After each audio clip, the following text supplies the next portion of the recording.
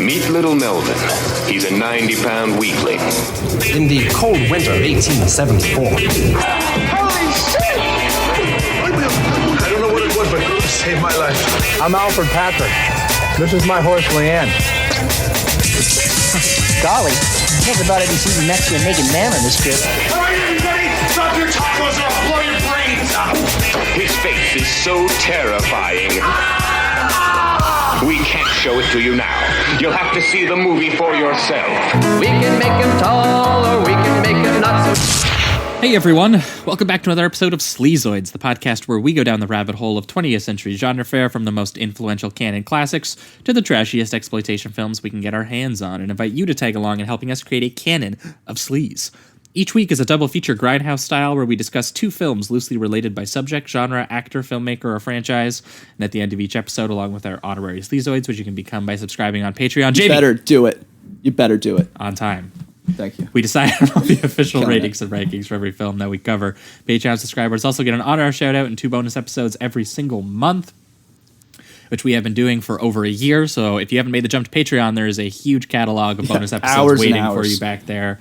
So we would recommend considering doing that. And speaking of which, we have a bunch of patrons to thank this week. Yes, we've been slowly getting there. We appreciate you guys. But I think we did 4 last week, and we got 4 more for this week. And those are Dylan Wofford. I think that's right. Again, I get all of these wrong. We're very sorry. But thanks, Dylan. Thanks for getting all those bonus episodes. We also have Andrea Basora, Din A. Just the letter A. Din-A. So, Din-A. And Joseph Earp. So thanks so much to all of you guys. Hope you're enjoying those bonus episodes. Thank you very much. To keep you around.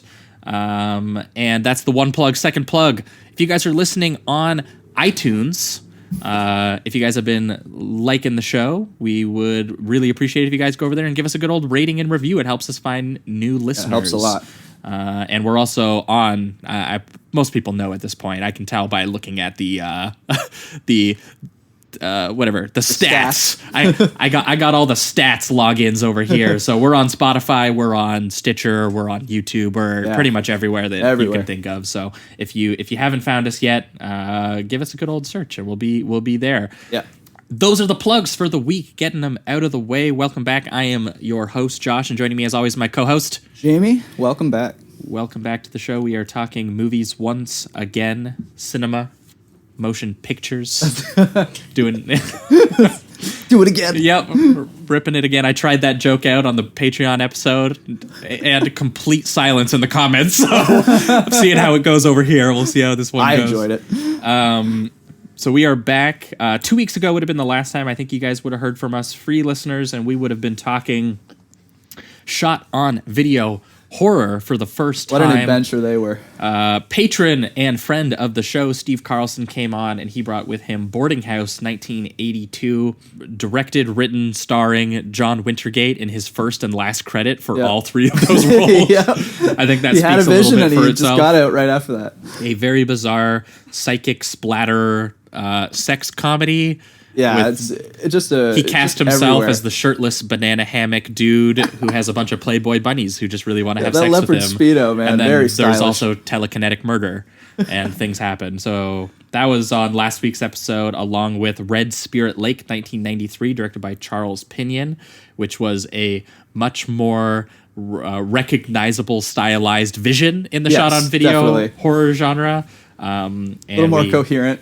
I guess that probably would help. We found out that the boarding house had like an hour and a half of footage missing. Yeah, there's a 2 hour and 40-minute long director's cut of Boarding House out there. Wow. I have no idea what that includes, and I don't honestly think I'm going to watch it. Yeah, I don't know if I'll ever dive into that. But. Yeah, but Red Spirit Lake was much more accomplished in terms of as a vision of directing. And love that hour 9 runtime. Yes, 69 minutes, nice. Nice. Well done, Charles. And it had it interestingly deployed its violence and its sexual violence in ways that were both uncomfortable and also made you think.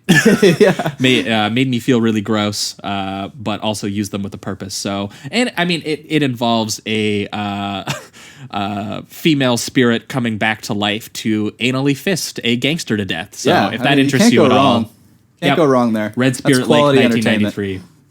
So that was 2 weeks ago. But last week, for our patrons, you guys got your bonus episode, and that was heavily stylized 80s crime procedural starring William Peterson. So a good. very specific niche genre. But that included William Friedkin's To Live and Die in L.A., 1985, as well as Manhunter, directed by Michael Mann, 1986. Two films Jamie and I really, really love talking about. Yeah. And it was a request by one of our patrons, Alex Netto, so I figured we'd give him a shout out as well. He was the one who paired those two films together, and I had never seen, neither of us had ever seen To Live and Die in L.A. Oh. I didn't realize how well it would pair with Manhunter. Both films sort of about the slippery slope between cops and criminals, but very, very different stylistic. Yes, To Live and Die in LA, very different results grotesque for- and nihilistic. Manhunter, a little bit more existential and emotional. Yeah. So two very different And stylistic slightly avenues. more optimistic with the ending there, a little bit more. Yes, a lot more sympathetic to, To the how we create monsters and criminals in Yeah. different ways. But yeah, so that was last week's bonus episode. Again, that's patreon.com/Sleazoids podcast if you want that episode. But this week, we have, as usual, another special guest. Not a film critic, but one of my childhood friends who has come on the show to talk about one thing he knows very, very well. And I'm going to have him introduce that. His name is Mitch Visscher. Mitch, how you doing, buddy? I'm doing great, man. It's an honor to be here. Long-time listener. Long time. First-time caller, I guess is what they say. Well, welcome to the show, buddy. Now, as this goes, you know how it goes. We talk to you about the show a lot. The guests bring on their two movies. So what two movies have you brought with you, and why have they been paired together?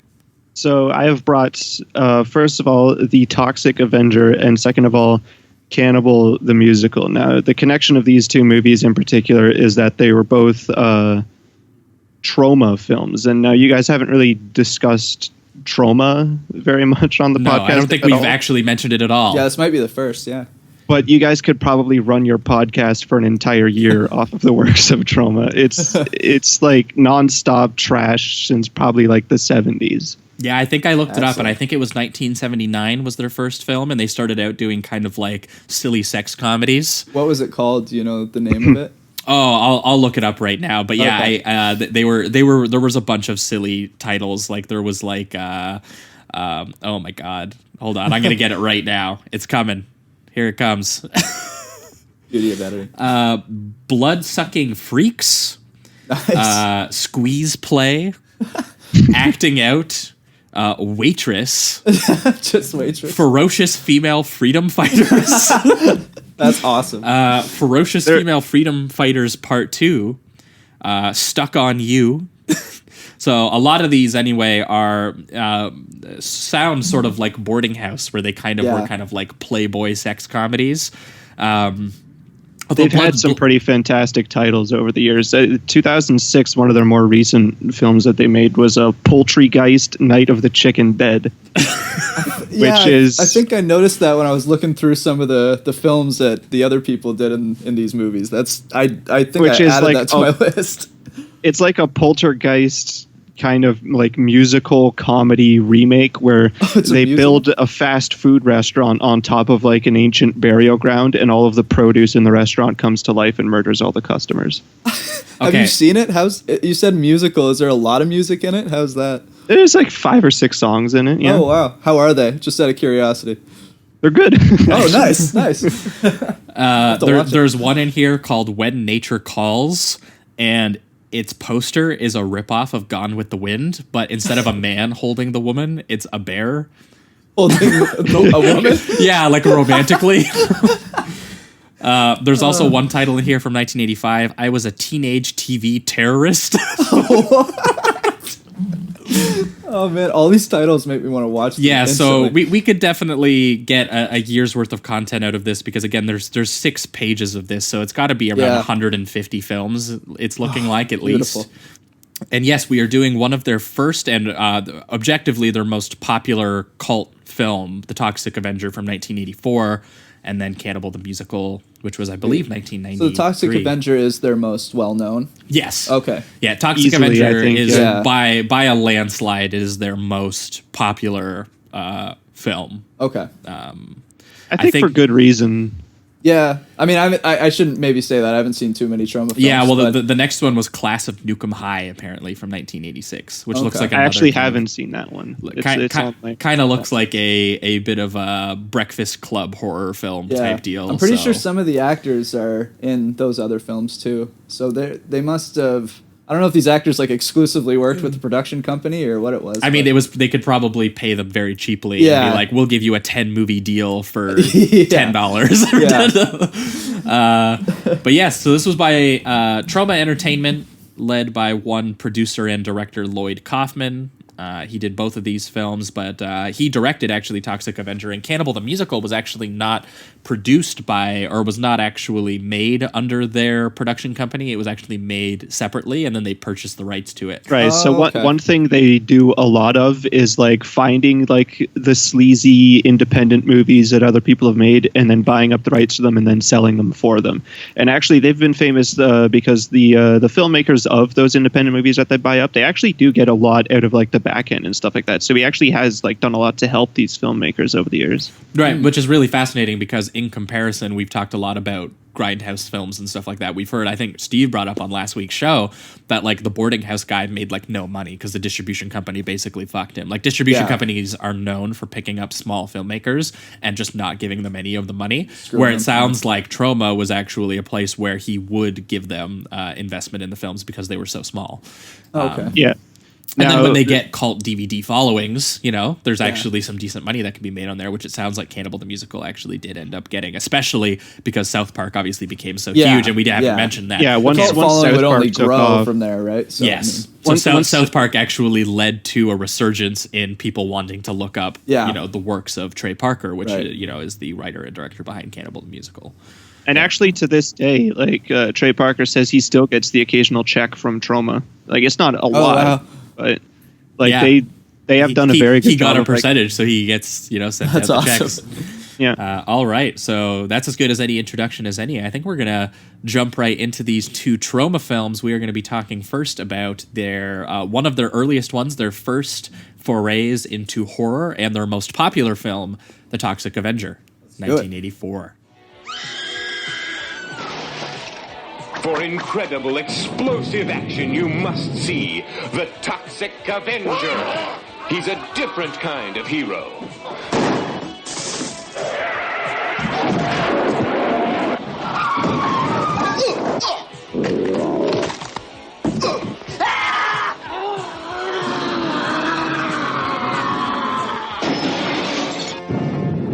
The Toxic Avenger is coming to your town. Look out. All right, we are talking The Toxic Avenger, the 1984 American superhero parody comedy splatter film directed by Michael Hers and Lloyd Kaufman, here credited as Samuel Whale. Don't really know why he went with a different credit on this one. Started the superhero genre, by the way. Yep, the superhero movie. Yep, here we go. Well, I mean, I think it came out shortly after Superman, the Richard Donner Superman movies. Oh, okay. So it's just really funny to me that people who like went to the theater in 1980 and saw Superman, and then all of a sudden this was in theaters just 4 years later. But obviously we've already talked about that this was released by Troma Entertainment under Lloyd Kaufman's own production company. Lots of B movies and campy concepts and gruesome violence that they could, put on a poster and get people to pay money to go see. Yeah. Love how the movie even starts with kind of a warning. It's like, there is extreme violence.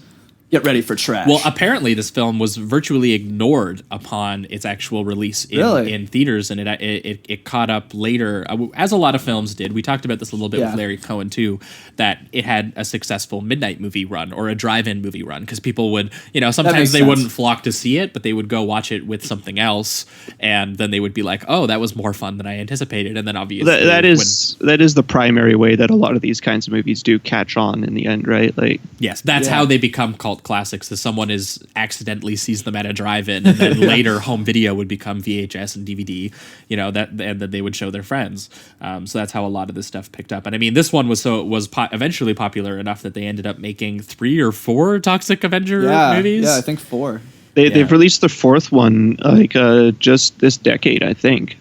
Oh wow. Yeah, it looks like 2000. Year 2000. So this century. Year 2000. So this millennium, anyways. Yeah, I think I was looking them up on Letterboxd. They actually seem to have decent ratings too. Like, I don't think they're known as absolutely awful. So I've only seen the first one, but from what I understand, like, a lot of people kind of disregard the second and third one, but the fourth one is supposed to be like the true sequel.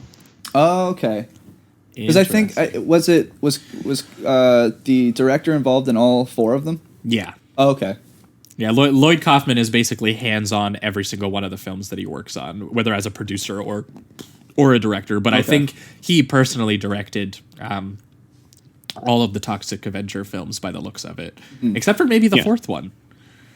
I don't see his name on the 4th one here. So there it is. It's Citizen Toxie, the Toxic Avenger 4. Yeah, so he directed all 4 of them, as well as Poultrygeist and Romeo and Juliet, which is the James Gunn written one, the Romeo and Juliet ripoff. Oh yeah, I have heard of that. But we should maybe dive into, for those who haven't seen, what Toxic Avenger is sort of like loosely about, and I say loosely in the most meaningful version of the word. But it is about a small town just outside New Jersey. Tromaville. Where the majority of his movies take place in Tromaville, by the way. Okay. Nice. But that's why Cannibal the Musical does it, though, because he didn't actually produce it. Because I was curious about that, because I assumed when I saw Tromaville that this would be like a universe, a comic universe. Yeah. Kind of deal. But it starts off with a warning of the idea of, look at the modern world, look at New York City, and think about, it exists on the idea that we have a lot of waste and a lot of production. So it's trying to milk the idea of environmental anxieties, chemical waste, things of this nature. And then we quickly morph into what is basically sort of like a teen sex comedy. Yeah, where and hyper sexualized, hyper aggressive. Everything's like close up and sweaty and in your face. Can I actually say, like, I love the gratuity of it? Like, absolutely. And actually, I think like this like leering focus of the camera on these like perfect specimen bodies is actually like, it works pretty well as like a juxtaposition like later on for like the actual body horror stuff that goes on.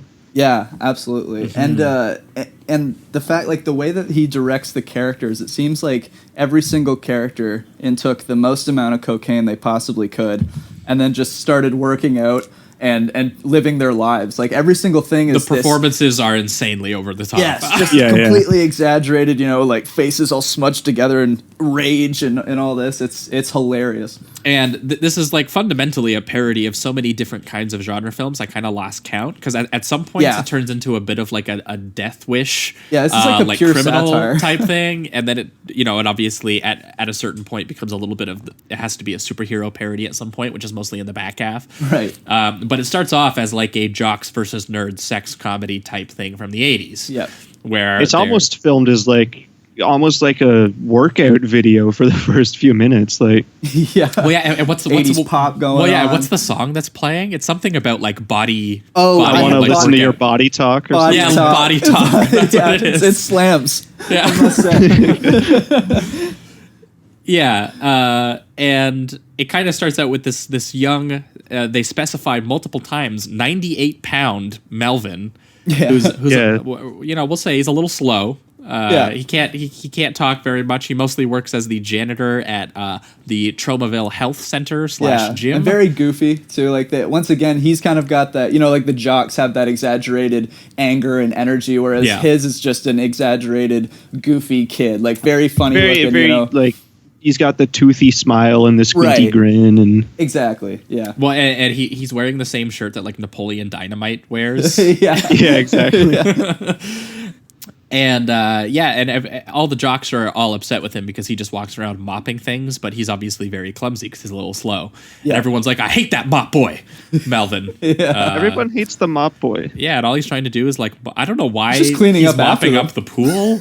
I was kind of. It's like there's going to be water all the time. Bro. Yeah, it doesn't make a great deal of sense that he's mopping the pool area. No, but there's a lot of working out bodies, and he Melvin's the janitor, and there is a pretty funny joke where everyone's being like, oh, what smells, and everyone's telling him that like the bathroom smells, so he's going over to clean the bathrooms, and he dips the mop in the jacuzzi that all the jocks are in, and they're like, oh, yeah, and that's where you first get that kind of like the opening shot with the gym does a good job of kind of giving you the energy of this film, what this is kind of going to give you for the next hour and a half.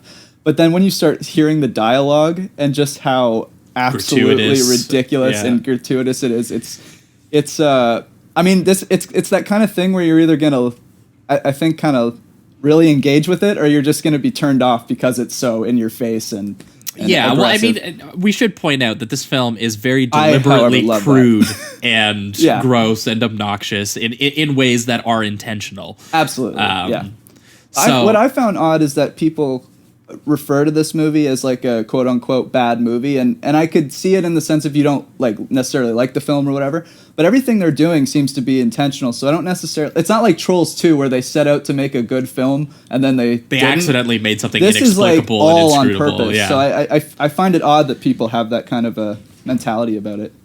Yeah, I mean, we're going to get into it because for me, watching both of these movies back to back, I think we all kind of had different for sure sort of takes on it. But for me, I think that this was, when it's operating as like a schlocky grindhouse parody that's over the top, I think that I got a lot of enjoyment out of it. And then when it got into just like the actual writing of like characters and jokes, like dialogue jokes, I was kind of like a lot of it kind of actually ended up falling a little flat for me. Oh, okay. I was howling the entire fucking time. And that's just it. Is like I think that if this is your sense of humor, I think that this is going to this is going to be like a masterpiece. Right in the face. Yeah. So and I think for me it was just a case of some of the more like low-hanging fruit kind of like it's incredibly jokes. gratuitous. It's unbelievable in that regard. Yeah, well, and I mean, and that's just it, is I have a hard time being the person who's just like, that's gratuitous, because that is the joke. Yeah. That it's gratuitous and unnecessary. And I mean, like, we should get into this specifically, because when this morphs into more of like a horror film, or at least a jokey horror film, in a kind of like nonsensical way, is that as all teens do, they love hit and running. We got two prime candidates. And for a second there, it turns into Death Race 2000, which I don't think you've seen. But like that the whole premise of that movie is it's kind of like that wacky cartoon, like Mario Kart type idea, but like full grindhouse rated R. And the whole thing is that they set up a universe where these characters compete in a contest to literally hit and run shit down, and they get points. And I wasn't actually sure if maybe these characters were playing based on the Death Race 2000 rules. I'd have to rewatch Death Race again to see it from That'd be the 70s. Interesting, yeah. Because like that's the point, is they say the more gratuitous the kill, the more points you get. Like if you hit, like a baby stroller, it's like 20 points. If you hit, they actually have like a diagram in their car of like baby strollers and dogs and it felt to me deliberately taken from Death Race 2000. It just so happened that I had actually seen the film. I watched it a few months ago, and I love that added comedy to it, where it's just like teenagers doing it, or I guess I don't know if they're college students or they seem like they're in high school. Yeah. So it was hilarious to watch like cheerleaders and jocks just be like, "Oh, you're gonna run that kid's head over. That's 20 points." And like usually the punk kids, they're out like smoking pot or having sex or something like that, and like these kids are like running children over and then taking pictures, like they're collecting it. Pictures was my favorite touch, because they were just like, check out my new camera, like it gets 6 shots. Like, oh, that's great. Meanwhile, we know they're looking at photos of like a crushed in child's head, dead kids. And there's almost like a sexuality to it as well. Like they get off 100%. On it. Because there's part where they're like faster and faster, and they're just like, keep it going. Like it's tied into the sort of like the rebellious sex crazed teens, but they just also love murdering people via hit and run.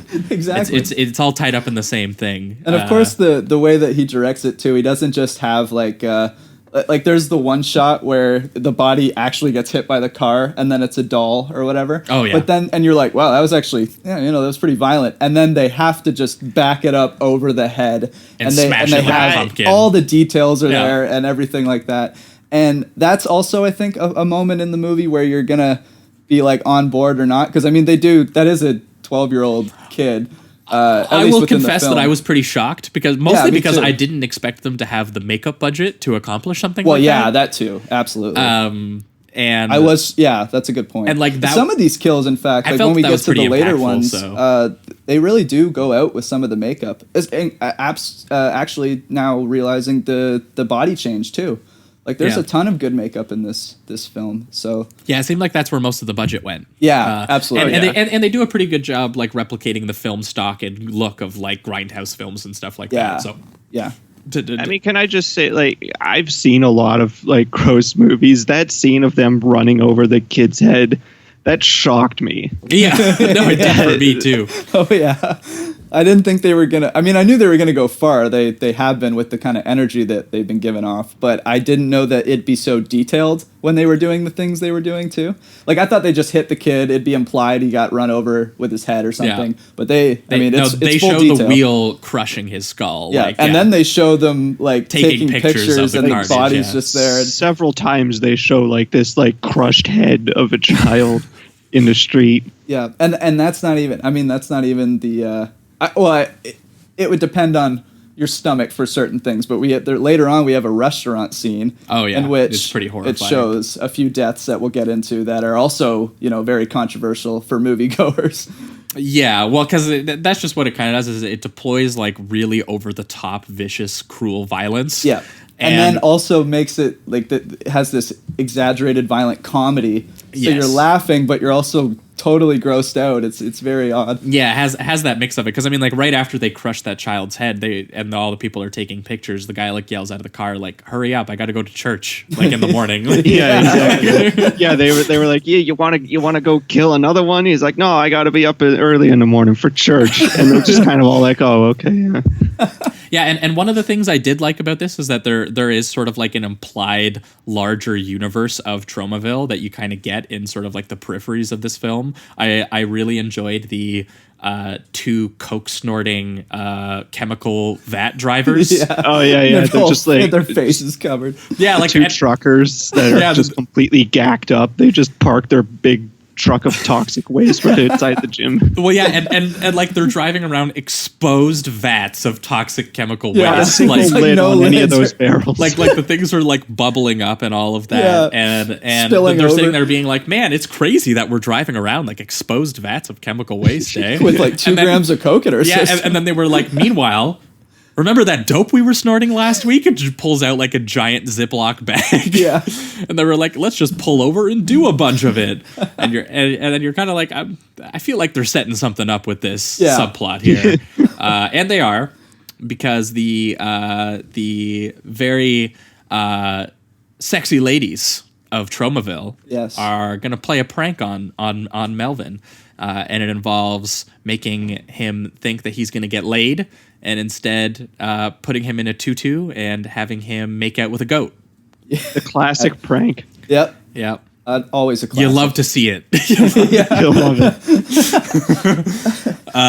And he is obviously completely heartbroken, and everyone is like, making fun of him and laughing at him. So he does what all people do. He just jumps out the second-story window of the school or of the health center. But they're like chasing him like a mob through the gym. Yeah, so it does seem like he's escaping a little bit, like, too, which is very funny. He was so overwhelmed that he's like, all right, that window. Yeah, well, he finally jumps out of there, jumps through the window, and lands into the exposed chemical vats. Yeah. And whoops-a-daisy. Yep. And there you and go. Even this, the titular toxic Avenger is born. Yeah, and even I love the part where he's like turning and burning, and the one jock is like, he's just faking it. Yeah, he's faking it. He's faking those burns. What? The pussy can't take a joke or whatever. Meanwhile, he's like burning. It's so funny. Like the one cop tries to help him and touching him sets his hands on fire. Yeah. Which leads to a great scene, which is the transformation scene, which Yes. I thought was very well done. Especially, like, at first they're doing some arm stuff, very subtle, and you can kind of tell the makeup. But there's one shot where his head starts to expand. Yeah, he's and like it's very well bubbling done. and stuff like that. Yeah, it's very This cool. kind of thing is really Troma's bread and butter. Oh, okay. Like the kind of like the body horror and like makeup artistry and stuff like that. Like I don't think there's a single Tromaville movie that doesn't go completely all out with that kind of thing. Oh, okay, that's awesome. That's good. That's like some of my favorite parts of watching these horror movies. So I will definitely have to watch more Troma. Yeah, well, I will say that, I mean, the main difference here is that just like the tone is different. Yeah, well, you also have, like, because you have his mother outside. You know, He's being finally reached puberty. yeah, just to kind of have the themes of sex again mixed with this environmentalism, which is very an odd duo. But what are you gonna do? Yeah, it almost kind of reminded me of another movie you guys did on the podcast, Street Trash. That's exactly Yes. what it reminded me of. Which, by the way, the mayor is in Street Trash. Oh, is he really? Yeah, he plays. I The can't mayor remember who, but in the mayor of Tromaville is also the garage owner in Street Trash. yeah, because I saw him, I'm like, that guy looks so familiar, and lo and behold, he's in another trashy King movie. There you go. Yeah, no, this reminded me a lot of Street Trash, although I think it's a little bit more, I would say, Campy. coherent. Yeah. and intentionally campy. I think Street Trash satire had is- those vibes. And I mean, we talked all about, you know, the craziness and bizarre elements of Street Trash. Yeah. So this was in a similar realm to me as Street Trash, although I did feel like a lot of this was more intentional. Yeah, absolutely. In a way that, and I mean, I think our critique of that one too was that it was like intentionally trying to shock a little bit in ways that were a little juvenile, I guess. Yeah. Was kind of how we felt a Dick little bit. scene in And to be particular. honest, Yeah, going- chopping off the homeless man's dick and then playing monkey in the middle with it. Yeah, that was to in be Street honest, Trash. going That was back a good time. with Street Trash, I don't even know. I might for it if I were to rewatch it. Oh, yeah. I don't know, but I'd have to see. This movie made me think that I do like this kind of stuff a little more than I thought. Mm-hmm. Because with Street Trash, I threw it because it was at the time when we watched it, it was so new, right? Yeah. Like we saw nothing like that, and now that we've seen a little bit more trash, I think I might actually enjoy. Well, it. it was just a completely different zone of body horror, right? Yeah, because it was kind of like campy, a little so explicit that it was comic. But still took very dark and ominous tones at times, which this one doesn't really do as much. It's pure comedy a lot of the time, whereas Street Trash did a lot more. Well, because they try to get into even dark as a realms. horror movie, it's still like being a parody of horror movies in that sense. So, exactly. You know, that's what's kind of interesting about this, and especially as it pivots to like the Death Wish stuff, which is, I mean, I guess it's sort of superhero-y because the villains, the criminals of the street criminals are all like cartoons, and that's what it reminded me of like him walking around being like, I gotta go kill me some criminals, and then there's like Jeff Goldblum with like a bandana being like, I gotta rape today, and you're like, okay. Yeah. So like a lot of the criminals in this are like just like that, except even more cartoonishly so. Like the guy who calls himself Cigar Face. He's like, you're gonna find out why they call me Cigar Face. And he burns people's faces with cigars. It's just like, I wonder how you got that name. Very innovative nickname. But I heard a lot of this was actually kind of based on EC Comics, which was called like Entertainment Comics, which was known for doing a lot of very, very pulpy, over-the-top comics in the horror, crime, fantasy, sci-fi kind of genres and stuff like that. Yeah. So apparently, anyway, that's where they got a lot of inspiration for this. I kind of wish like more people did comics that were weird like that. I feel like everything that comes out now is just, I mean, this is technically a superhero movie too, but it's just kind of like, you do feel like comics as an art form, you know, were doing, I mean, who knows, maybe I just don't read enough comics, but you feel like they were doing more interesting genre plays than we see now. Because like this, the fact that this actually had a history of being in this kind of content is pretty nuts. Like I feel like I just don't read a lot of horror comics. I guess maybe they're out there. Yeah, I definitely haven't. The only comics I've really read are the Marvel stuff. People that, you know, most comic book readers have read. But all I'm saying is that more comic book content could benefit from having people's noses getting ripped off and people being like Absolutely. thrown into barrels and then punched in the dick multiple times, or maybe having heads crushed together in very explicit ways. You hear that, and then Marvel? having him try to like mop them because like that part of his personality has stayed. So he like kills people and then tries to clean up the mess by like shoving a mop in their mops face. their face after every death. Yeah, it's great. A lot of the comedy in this movie just comes from the Toxic Avenger as a character, which I really love.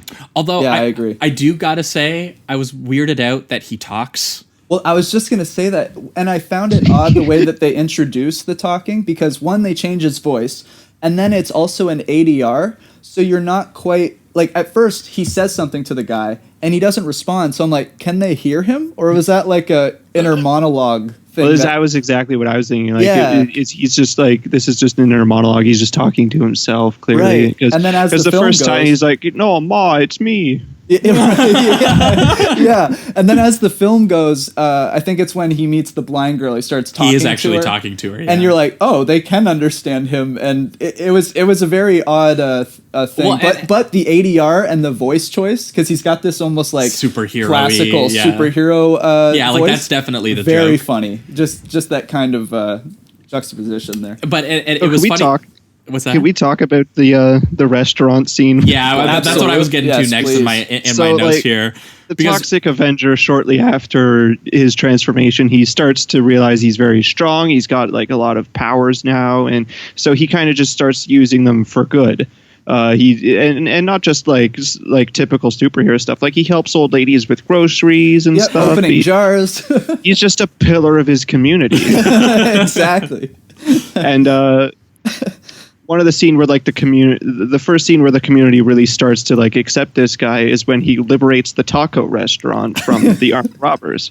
Which I love that they're Mexican food, little baby. Shotgun in a baby's face, and then he's got a half painted face. What I love too is that their gang has not coordinated their costume at all. You know what I mean? Like the leader guy with the shotgun has like this half-faced jester looking thing. The other guy is like a leather coat. He's like, this is Leroy, the guy with the shotgun. He's like the Joker. Yeah. And then there's I'm Frank. Every single member of this gang is like from a different Kubrick film. Yeah. That's such a good way to put it, dude. Oh man, that's hilarious. Yeah, well, and then I also love the one where he's just like, and the guy on Cash over there with the fast hands or whatever, that's Rico, and he's like, I'm Rico, that's me. Back in the good old days when like people That's when they just what robbed you, crime they was, would I at least guess. tell you what their names are. Yeah, they'd introduce themselves, be formal about it. Yeah, and this is just cartoonishly violent because they are robbing the taco restaurant and keeping it hostage. And one guy is like, I'm like, why don't you just take me hostage? And they were like, no, just shotguns him straight in the chest. They find a blind girl. They shoot her dog. Yeah. And they attempt the dog to rape was the blind saddest girl. part of the movie for me. Oh, absolutely. And not only that, it's like they do show the dog it. thing. They then show and then they go back to it. Which Where the dog's like it's breathing, just an unnecessary but with like a gunshot wound. shot that I know they threw in just to be like, fuck you. Yeah. You know what I mean? And in a way, I respect that. But Can I just say, like the blind girl, her makeup and style very on point for someone who's blind. I would say. Okay. This is one thing I have to bring up on the show because I got to get my pop star reference in here. Okay. This joke about the blind girl reminded me of Incredible Thoughts. The song Incredible Thoughts, because to me the whole joke about the blind girl is, what if a blind girl was actually hot? Like that, like so like that the whole time that's all I was thinking about was just like, okay, so like that's the joke, I guess, is just that she's just a really good looking blind girl.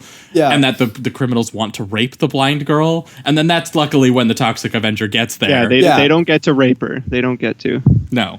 The Toxic Avenger comes in, saves the day because he's a decent human being. All right. Yeah, he liberates the taco restaurant Another by thing, turning one guy's face into a sundae. That was unbelievable to watch. Shoving another dude's hands into the deep fryer. Yep. And then turning Frank into a pizza. What I love too is in the middle of him like killing the last guy, I think the dude starts saying, "We were only kidding. we were only kidding. Yeah. And I'm just He does say that. Yeah, It's a funny prank. Dude, it's a prank, bro. Like, it was just like, that's hilarious just to throw that in. Yeah, we were only kidding. Yeah. And one of the parts where, like, I mean, I don't even really It's a joke, know bro. what to think of it. Can't take a joke. I don't really know what to think of, like, this whole part of the movie, but, like, the blind girl immediately falls for the toxic Avenger. Oh, yeah. Yeah. The classic trope of, like, girl who almost gets raped is, like, immediately horny for her savior. The Toxic Avenger. The Toxic Avenger, yeah. Which, like, it's so stupid when you see it in this movie. Like, I feel like it has to be like kind of tongue-in-cheek. like they're being like, isn't this ridiculous, or like, yeah. And then they're doing the whole like I might be wrong on the reference here, but they're doing the whole like Elephant Man thing where they're where she can't see him, but because he's like grotesque or whatever, and let me touch your face. Yeah, like, I have acne. Oh yeah, we also didn't get to mention that before he kills all of the criminals, he engages in a fight with them that is like martial arts fighting. Yeah, the guy where he has rips a dude's arm off, Why another is guy there a pulls out katana nunchucks. in the Mexican there's a restaurant? katana. I was also curious people. why they had a Sunday maker at the taco restaurant. Yeah, I guess just for specials. I assume. Well, we'll get into culturally inappropriate katanas once we start talking about Cannibal as well, I guess. Yes, yeah. Yeah, that's true. Neither of these movies are beacons of cultural sensitivity, that's for sure. And it seems like they're intentionally trying to piss you off. Speaking of which, though, both movies do feature a character ripping somebody's arm off and beating them with it. Yeah. So that's the commonality there. Yes. And I also wrote in my notes here, I forgot that they really try to hammer home the attempted rape by having the Frank guy be like, yeah, this is going to be nice. And then they come back to him again being like, yeah, I can't wait. This is going to be nice. And you're just like, oh God. What I love too is the once again, even the violence has like comedy, because when that guy gets his arm ripped off, he's got a solid 5 seconds where he doesn't even realize that his arm's been ripped off, and he does like cartoonish. Yeah, he's like, "Oh, what?" That kind of thing. And it's just the direction and writing in this is absolutely just nonstop and in your face, and it seems like they do a lot of middle fingers to the audience on purpose. Yeah, such as that, the exaggerated violence. It's definitely trying to be grating, and there are times where honestly it did end up feeling that way for me a little bit, where I was kind of just like, okay, like I get the joke at this point, because I mean, I will say I was laughing a lot, I would say, for the first half of the movie, and then the second half of the movie I was like, okay, I kind of see where we are. Sure. And I don't think that, and I think a lot of the best stuff is kind of in the first half of the movie. Like after the taco truck stuff, sort of the back half where it's like the police trying to like hunt him down, I kind of got like a little bit less out of it, I guess. I mean, there's the whole murder spree in the gym where he crushes his head with the weights. The 2 eyes with the weights. That was a great kill. And then there's the girl he kills in the sauna by putting her butt on the hot rocks and being like, what's his line? He's just like, put your cheeks on these, or like, it's like something like hot ass. Or hot ass, like or something like, here's some hot for your ass. Yeah, it was something like that. And yeah, it's him like getting revenge on the people who played the prank on him, right? As well as becoming a hero and like just helping the community. And then the mayor and the police trying to hunt him down and kill him, basically. Yeah. And also, one of the police chief is like a Nazi. Yeah, for which some was reason. funny because in the first half when he was doing the voice, I just made a joke like, "Oh, he's probably like a Nazi or something." And then in the second half, they legitimately just start going like, "Yes, Mon Führer," and then doing the Nazi he just starts calling the mayor the Führer, and yeah.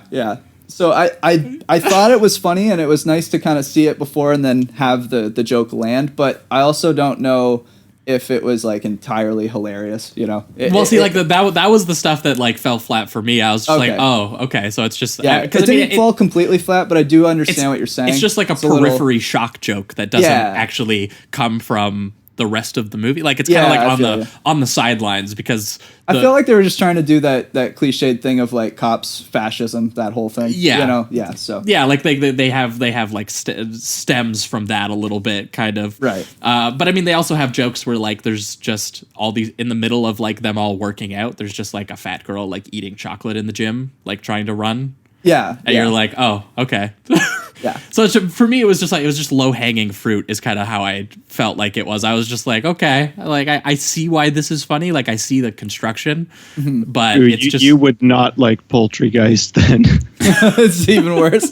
I don't know. For me, it didn't hit as hard as like the actual Toxic Avenger, like crazy over the top violence comedy. Yeah, I think why it worked for me is I didn't feel like it was completely mean-spirited in the sense of like I've seen other comedies that try to do this and it seems like the writers themselves almost feel this way, whereas I feel like this is a complete satire, and I don't think they're trying to get across any of these ideas or anything like that. So that's why I could let it go and laugh my ass off, but I do see what you're saying completely. Yeah, well, I mean, I think we'll talk about it a little bit more it just works for me more, when we get into Cannibal the musical, because I think that the comedy is just completely different, and Cannibal's comedy is a little bit more my speed in terms of the way that it's just kind of like written. Because for me, it was just kind of like there's no issue with me fundamentally about like what the premise for this is, and I think that actually because it looks and resembles a Grindhouse film and it goes so over the top with it, like that for me was what was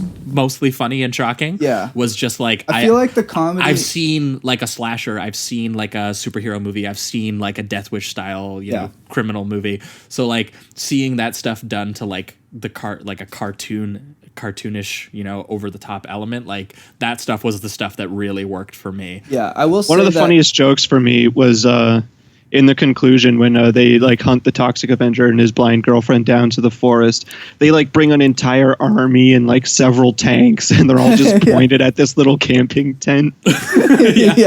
And also the entire town shows up, and everyone's just like, hey, the monster we're trying to kill is actually the guy who's been like, he opened my jar. Yeah, he opened my jar. You can't kill him. Shoot the guy who opened my jar. What if I need him to open a jar? Who's gonna open my jar? This is like the political issue of the community. Who is gonna open the jars? And help the old ladies across the street. Yeah, there's also a part where the kids teens wearing the shirts like "I love the monster hero." Right. Did you because before this, why they go after him is because he kills that lady in the washing machine or whatever. I think I missed the context of that, because it does appear to me that she was innocent. Did I miss something in the previous scene that she was set up to be bad?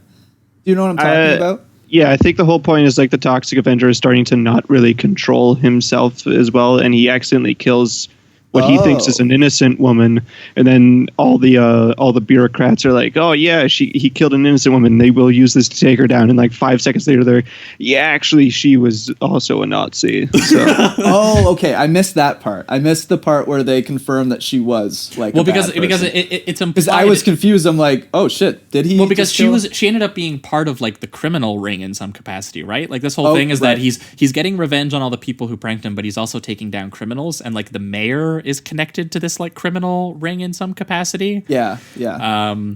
And so he's kind of doing both, and I think because he's killing teens like a slasher villain, that's why the police and everyone is going after him. Yeah, right. But he's also helping the town out by killing criminals and just generally doing public service like Equalizer style. Yeah.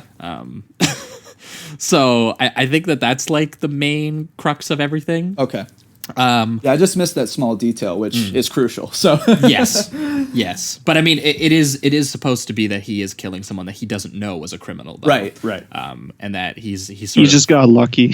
Yeah, because at the end they're like, you're fine, you can live on. So yeah, he's trying to get some hardcore revenge though, and one of the things that I thought was kind of funny is when he helps the old lady with her groceries, but then the hit and run teens, I'm just going to call them the hit and run teens, they approach the old lady with her groceries and they just like sucker punch her. They just like sucker punch her to death. It's such a funny line. With like her own cane. It's terrible. He's like, did you see her face when I punched her? And I just... but then the car chase ensues. Right, and the car chase is pretty... And once again, he has like a little bit of an excuse for why he's such a terrible person, and his is, I'm stressed, man. Yeah. I'm just a stressed person. Yeah. These like explanations for their terrible acts in this film are just, they make me laugh so hard. That's why I had to punch that old woman in the gut and steal her car. I mean, what else was I to do? I'm stressed. Being a teen ain't easy. I got tests and shit, man. I gotta get places.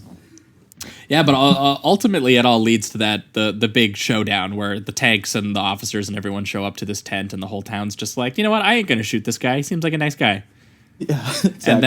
And then the extrajudicial murder of the mayor punches his guts clean out of his body in front of the children, in front of everybody, and everyone's like, "Yeah, kill the mayor."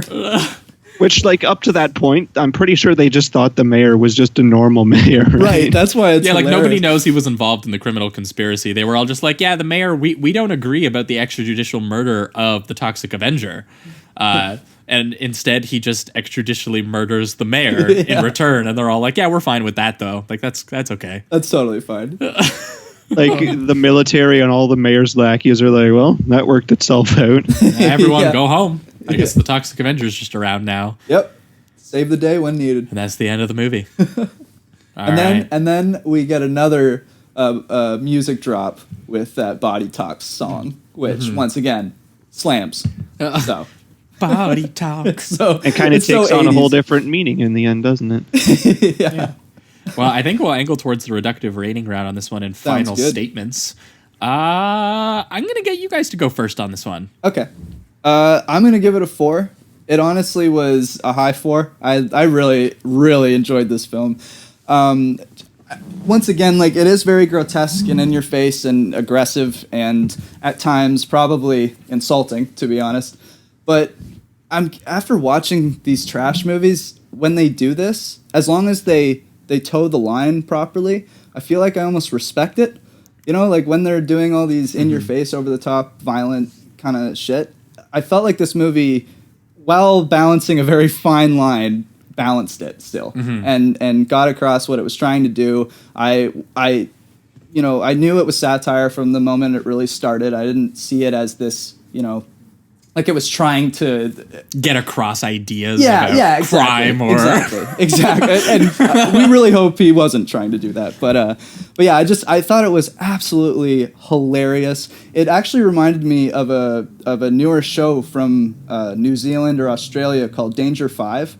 And I don't know if you've heard of Danger 5, I haven't seen Danger but it 5. has this exact kind of tone where it's very in your face, very weird and goofy comedy, but mixed with like violence and it's just interesting because I've never seen this kind of tone besides that show, and now I'm thinking that they probably gained a lot of influence from like trauma films and things like that. So it was very interesting to see. But yeah, I'm gonna give it a high 4, and I'm gonna show this to quite a few people. This is kind of like a Red Spirit Lake thing for me, where I'm like, I just want to show people how insane this is. So cool for you, Mitch. So I'm feeling more along the lines of like a 3.5 to maybe a 4. I really love, like I said, just the gratuity of it all, and I think the movie works best when it's just kind of just very accepting of the fact that it is just trash and like they are just going all out with it. I wasn't really a big fan of like all the stuff with like I think they just got a little too.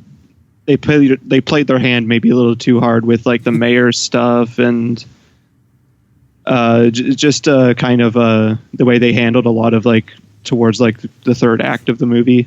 Yeah, I liked it better when it was just the I feel like Toxic they kind of Avenger just ran out of places to go. Yeah, exactly. a little bit. I mean, and I will say though, like even though I'll agree with you guys, like the third act kind of fizzles a little bit. The 80-minute runtime really helps. You know what I mean? It doesn't like feel like I wanted movie, it to end. I was like, well, this is going to be done in 5 minutes. Yeah. And I didn't have that feeling. I was enjoying myself. But I think that 80-minute runtime definitely does help with that fizzle out a little in the second half. Right. Well, for me, it's going to get the 3, but I think I'm going to lean a little bit towards the high 3 here. Cool. So sort of similar to Mitch there. It's gonna be interesting to bring it up in comparison to Cannibal because it's gonna be interesting to talk definitely about different styles of comedy. Well, because I laughed a lot more at Cannibal than I laughed at this, which was weird for me. Oh, okay. Because I know that both of you guys didn't seemingly, I don't think, had quite the same reaction. I definitely enjoyed the comedy, but I felt like it was Trey's. He was forming it, you know what I mean? Yeah. He was getting to the point where he was. No, that's definitely really it. We'll definitely get into that when we get into that one for sure. But I guess for me, like I really appreciated the sort of like genre parody, like shock splatter content that it really went for, and I think that when it did it successfully, like it was it was genuinely shocking. Like I felt it. Like again, when that kid gets his head run over, like it's so gratuitous and so inherently like absurd. The idea that teens would get, you know, like and be happy about rebellious fun out of like crushing a 12-year-old skull and taking pictures of it. Right. Like that to me was where I kind of felt the most like absurd humor that I thought actually had like a cinematic effect on me. Whereas in comparison, some of the more kind of like just like the broader like plotting and character writing as the movie kind of like unfolds felt to me like it was again kind of just like a little bit like low hanging, a little bit like crude and gratuitous, but you know, and it's hard to also fault it for that because it's what it's doing. Right. Yeah. Like it's literally just what the point of this movie was. And I guess for me that comedy just isn't like I feel doesn't hit you as hard I feel the mechanics on it. I feel someone going, isn't this shocking? Isn't this silly? Isn't this? And for me, I'm like, that's ultimately my response to that. Whereas it didn't get as much like genuine chuckles out of me as I would have expected. But to be fair, there's so many jokes in this movie. That's maybe like 1/4 of the jokes for me. Like a lot of these jokes did land for me overall. Absolutely. And some of them, you know, it just felt to me, I guess, that they were like kind of like throwing shit at the wall, and some of it landed and some of it didn't. And you know, I'd say the majority of it though definitely landed. And I gotta say the makeup that they do and the actual sort of grindhouse parodies are pretty convincing. I also love that burnt tutu that he has on the whole time. And this is why I think, because you brought up at the top of the show the idea that people are being like, this is a bad movie. Yeah. I think it's because it's such a convincing genre parody that I think some people might watch it not realizing that it's a parody. Yeah, I agree. So I think people who aren't as familiar as we are with slasher films or with stuff like that don't realize that how intentionally campy this is. And I think that's why it could have a reputation of people being like, this is bad. But I'm like, well, yes, but it's trying to be bad, and it's accomplishing it with a real sense of deliberate comedy at the same time. So I think people are laughing at it and being like, "This is stupid," and I'm like, you know, who would agree with you? Probably the director and writer.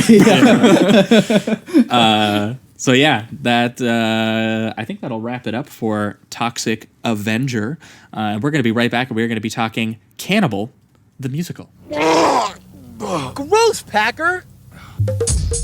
In the tradition of Friday the 13th, Part 2, and Oklahoma, comes the first intelligent film about cannibalism. What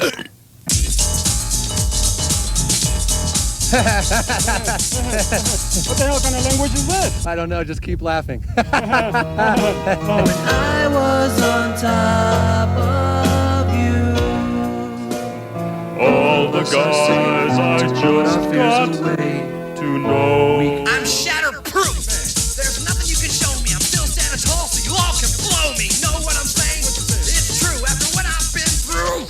Woo! I'm shatterproof. From trauma, of course. All right, we are back, and we are talking Cannibal, the musical, originally known as Alfred Packer, the musical. But Lloyd Kaufman, when he got the rights to the film, he asked him to change it because he said not enough people outside of Colorado territory would know who Alfred Packer was. Yeah. Because he was a real person. The film is a 1993 American indie black comedy horror musical film. Yep. Lots of genres. Directed, written, produced, co-scored, and starring one Trey Parker. Also co-starring Matt Stone, obviously the two famed comedians behind the show South Park. I'm burping. Look at me go. Maybe I'm getting in the South Park zone. Yeah. But they made this film while they were studying at the University of Colorado. And apparently, I guess for school, they made like a 2 or 3 minute trailer of some sort. And for this? They made like they were like, this is a fake movie. Here's a trailer for a fake movie. Right. It was a little project they did because they were in the film school department together. Okay. Mm-hmm. And then they ended up, people basically said that's awesome. You should make that into a real movie. So they did. They raised $125,000. Wow. They apparently used classmates from the film school and they also said they took some from the history department and everything. So they had to. Awesome. And the Japanese department. Yes. We can't forget about those guys. But loosely, the film is the story of the real life Alfred Packer. And the details of the expedition that he led of miners from Utah to Colorado, which ended up leaving 5 of the 6 travelers either dead or partially eaten along the road. Very important to note the details according to Alfred Packer. Like, this is like a direct translation of Alfred Packer's own defense. Oh, okay. It's almost certainly not what happened. In fact, these days, it's pretty much accepted that Alfred Packer definitely did that shit. Oh, really? Yeah. So they think that he was the one that killed every single person, and not. Oh, okay. Wow. Yeah, like so the one that they pitch basically this movie opens with Trey Parker as Alfred Packer murdering and eating all of his fellow compatriots. Yeah, to a very like horror movie-esque theme. Like, yes, well, and one thing that should be noted, a big difference between these movies is that Toxic Avenger had a bigger budget, and they had film stock, they had makeup, a lot more of a makeup budget. So Cannibal the Musical is shot on video. Which is funny that we just did shot on video horror last year. So for the first time. Yeah, for the first time. We had never seen a shot on video horror film, and we just talked about it last week. Or 2 weeks ago, I guess. I've definitely never seen a shot on video musical. One very funny kind of thing that you can compare these two movies on is while Toxic Avenger opens up saying like this movie contains extreme violence, Cannibal the Musical opens up that says all the violent scenes in this scene have been removed for your viewing pleasure, and then immediately just like a series of violent murders. Yeah.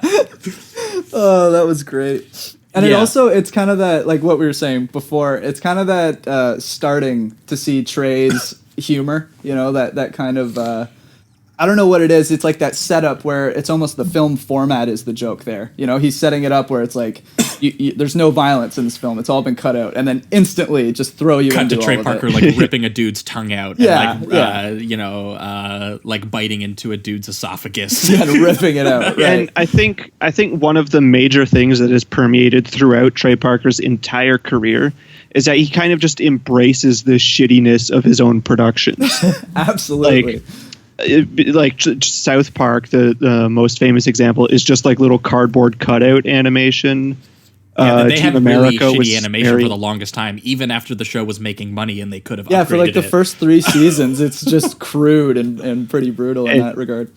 Team America was just like marionette puppets where you can't really make them do anything that a human would do. And it just looks completely stupid. And the first example of it all, I think, is Cannibal the Musical, where like Trey Parker describes his moments in film school as very like they were kind of the only dudes in the entire department who were interested in comedy. Oh. And so they were very much able to use that to their advantage because back then every independent movie looked like shit. You couldn't make a good looking student film back then. Yeah.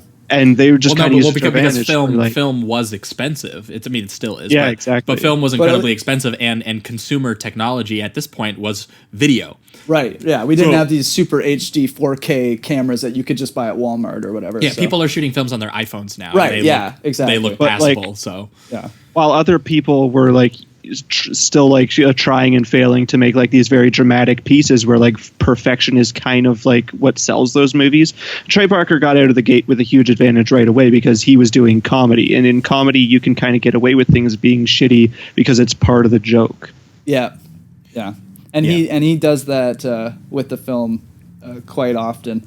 Well, and it's also interesting because you can also see the cartoon sensibility already there. Yeah. Because he uses that to his advantage to be like, this is so clearly not real that watch me do things that don't make sense. Yeah. Like all of his sets look so fake. All of the costuming is so like he clearly stole them from like a high school drama department. Like it's just like this has like very little production value of any kind. Oh yeah, and an obvious slapped on beard too. And when it first starts out, like when he's in the courthouse and stuff like that, like it's so clearly just like taped on. Yeah, you can see the tape holding on the disguise, beard.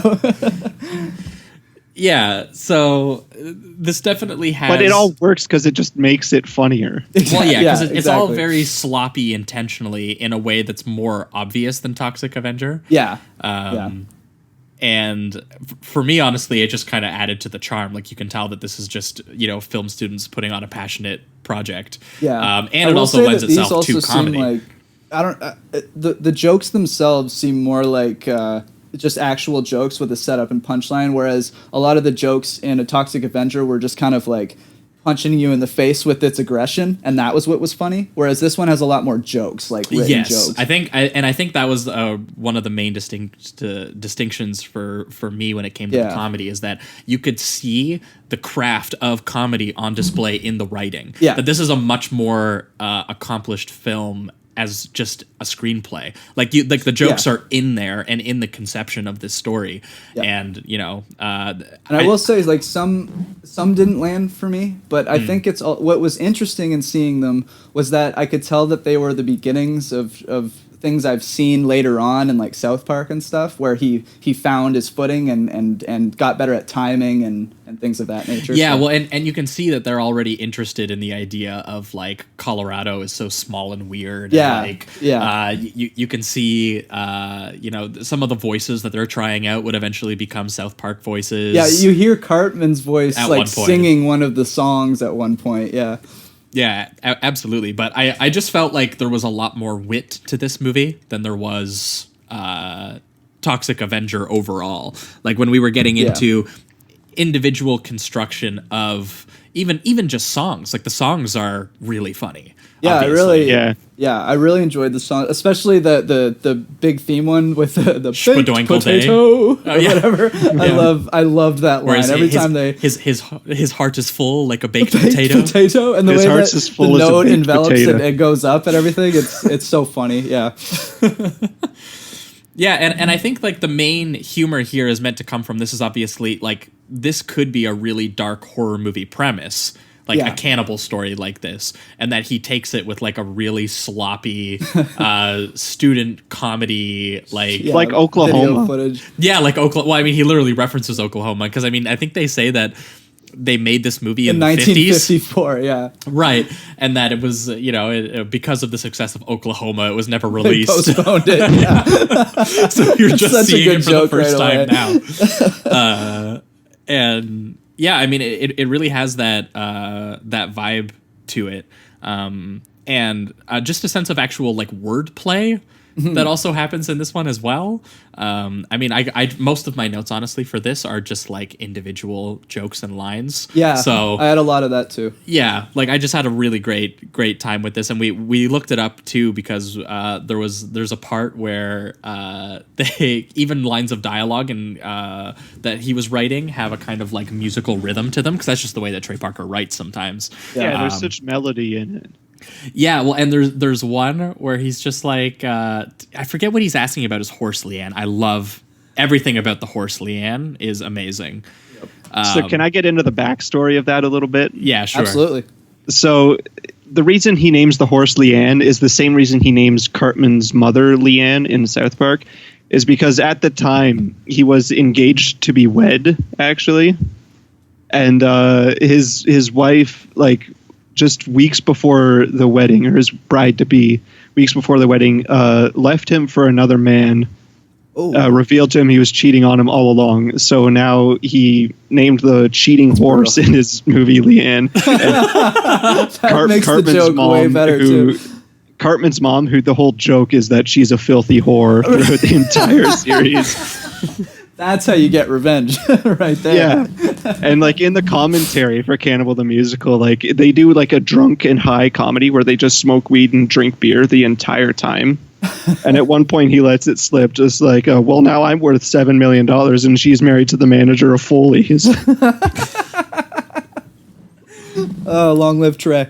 Bitter revenge on that one. Yeah, that's hilarious. Yeah, a little bit. But it's also really funny because, so funny. Like, the way that it ties into the, just the implied relationship of Westerns, of cowboys and their horses, and the way that he talks about Leanne. It's like, on top of her, I've never been happier. Yeah, like with flowery language, as if he's talking romantically. Right. That joke just never got old for me. Like every single time it came up, like when he's in the jail cell and he's talking about, just bring up Leanne, talk about Leanne, and he'll get talking. He's like, she had beautiful brown hair.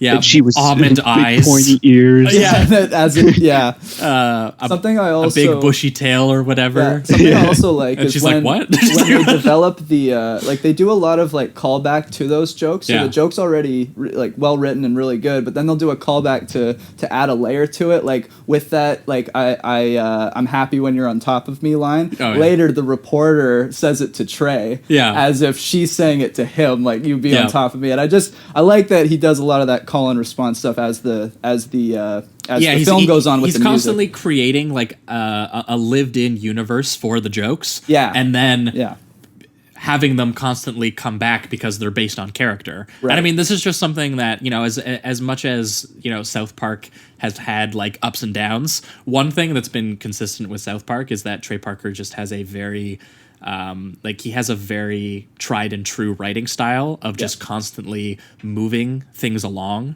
and constantly making sure that there's no like just something that they slapdash threw in. It's something that he like if he comes up with a joke, he's going to commit to that joke. Yep. And I mean, for me, it really works every single time it came up. Like everything, like to tie in the idea of, wouldn't it be funny if a cowboy was, romantically intimate with his horse? But then to actually investigate those feelings of his character being betrayed by that horse, like cheated on, and like that's just so funny. Absolutely. So, I feel like, I guess if I saw that same joke in Toxic Avenger, it would be like they threw in the joke and then they moved past it and they just threw it at the wall and they were like, hopefully a couple people laughed at it. Whereas that joke in here is, it's part of the core of his character and the film. Sure. And they really commit to it. Yeah, and then it's even funnier because you're already geared to find that joke funny. Yeah. And then though you're seeing him investigate tropes of someone who, is feeling romantically betrayed. And I mean, he even there's actually one, I would genuinely call this a beautiful shot in the movie. It's a silhouette blue night of him leaving the saloon, and you can see Leanne the horse is completely blacked out, only with like a blue shadow around her, and it's him feeling like he's lost his horse and walking away. And like in another movie, that's just like a really dramatic moment where the cowboy finally he lets go. Yeah.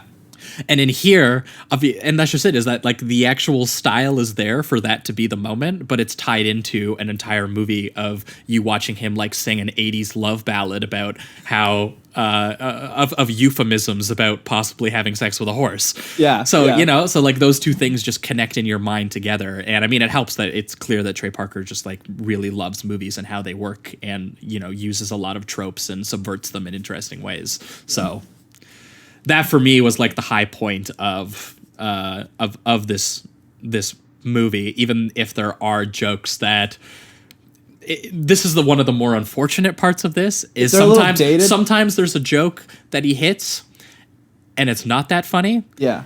And he still commits to it, which I respect. Which is, it's like, I got respect for you. Absolutely. But then every time it comes up, which for me... I will say, I think that also, though, the problems with some of those jokes is just that they're very dated at this point. Yeah. I've heard them so many times, and they've been used in different ways so many times that he's doing it at its, like, core, level where it's just being kind of...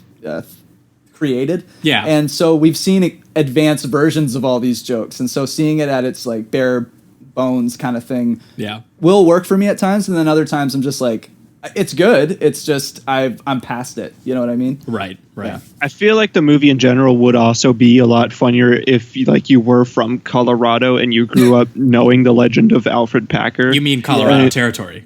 Colorado territory. Yeah. I like take a shot literally every time they say Colorado territory in this movie. He's just like, we've made it. We're in Colorado territory. Oh, you know Colorado territory? We just You're from developed a new Colorado drinking territory? game. Well, because Colorado wasn't a state yet. It was Right, and that's actually an important part of the movie is that it's not a but I mean, the majority of the movie is just him walking around with a bunch of miners who are looking for a gold mine in Colorado, but they are in Utah. A lot of them are Mormons. They got to go to Breckenridge. Yeah, they got to Breckenridge. I would say, just speaking of the Mormons, the way that they have the one guy start to snap, like, because they have that guy murder everybody, at least in this film. Maybe not the true story, but the guy that the snowman thing is just one of the funniest fucking songs I've ever heard in my life. And I will say that joke landed so hard for me. Like he does the tap dancing in the snow, which like it shouldn't make a tapping sound at all. It's brilliant. And just the song itself, it's like there's one I can't remember the line. It's something to do with it's like, we're gonna make him tall. Maybe we'll make him not so tall. Like, it's just like the writing of it. We can name him Bob, or we can name him Beowulf. Exactly. It's he does this thing where you think the lyrics are gonna go one way, but then he just kind of hard cuts it and makes it a joke, and it's very well done. Yeah. No, there's definitely a lot of that in that movie. It actually reminds me another thing that's permeated throughout Trey Parker's entire career. His fascination with Mormons. Yes, for real. From beginning to end. I mean, he's still doing Mormons, right? So. Yeah. Well, I mean, I guess if you live on the border of Colorado and Utah, you probably engage with a lot of Mormons, I guess. You see it a lot. Maybe he went to Utah a lot as a kid. Well, actually, I am just like a walking encyclopedia on all things Trey Parker.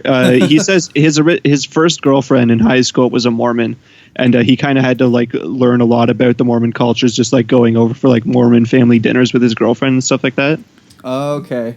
So I'm sure just with his mindset, he's like, I could really make fun of this. well, and again, I think though he has a genuine appreciation for like the optimism of Mormons. And absolutely. Because even like in that South Park episode, they paint them as like, you know, just heavenly people, you know, like absolute. Even though we all think their ideas might be a little dumb sometimes, dumb. Yeah, but they live like lives that you wish that they could. That, you know, he's like they're happy they found something that works for them. And they're helping people, so it's Trey Parker did a movie. Trey Parker did a movie a few years after this one called Orgasmo. I've heard of it. Which the entire plot of Orgasmo is this Mormon missionary gets into porn and becomes like a porn superhero. Oh, that is incredible. Is it similar to like the comedy of like Basketball, things like that? Well, Basketball notably is not a Trey Parker movie. Trey and Matt just starred in it. Okay. Basketball is a Zucker Brothers film, the guys that made Airplane and Naked Gun. Right. Okay. Yeah, I like when they're in the early mining stuff and the Mormons are there being like, we got to move on to the next place or whatever. Who knows? Colorado territory. Yeah. It's like, didn't you say you were from Colorado territory? It's like, I've been there like once. Like, I also love the little joke. Like, once again, it's such Trey Parker's humor. They name the guy Lucky Larry, and then he gets hit by lightning. It's just such a. It's almost an obvious joke, but there's a charm to that in a way. Well, and again, the way that he moves the joke along is that you watch them carry Lucky Larry's charred corpse over. It's like still on fire. Yeah, it's still on and fire. Then I think he says, "Are you okay?" Or he's like, "Is he going to be all right? Is he going to be okay?" And then they just stare at him. Yeah. So they're like, "Yeah, dude, for sure." While we're on the subject of them all in the mine together, there, one of the fathers of one of the characters is played by legendary avant-garde filmmaker Stan Brakhage. Oh, nice. Yeah. Awesome. Stan Brakhage at the time was teaching film theory in the film department at the University of Colorado, and was, according to Trey in the commentary, he was the only professor in the entire film department who supported the production of this movie. Everyone else was like, yeah, don't make this movie. But that's awesome. Stan Brakhage is awesome. Because it's funny, he was in something else that we watched recently too. He was a cameo. Someone else brought a movie where he was a cameo. I can't remember what it is now. Steve mentioned it, I think. Yeah, he might have. I can't remember exactly, but yeah, that's interesting.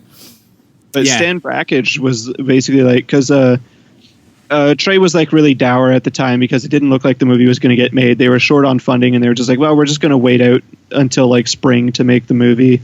And Stan Brakhage was the one that convinced him to make it. He's like, no. If you put off this movie, you're never going to make it. I promise you. Like, go make the movie. And Trey was grateful enough. He gave him a cameo in the movie. That's awesome. Where he's like wearing like a cowboy hat that's like way too small for his head. And once again, which character did he play? He played the father of Dian Bashar's character, the character who just wants to get laid. Right. Okay. He was just like, "Oh, go on, then break your mother's heart." Yeah, that's. I mean, a lot of the guys are pretty funny. I like the song where they're talking about all we want is this. Like, that's one guy's like, all I want is to be rich. One guy's like, all I want is to get laid. And then later they do a reprisal where they're all tired as shit. Live. All I want is to like eat food and not be frozen. All I want is to eat food and not die.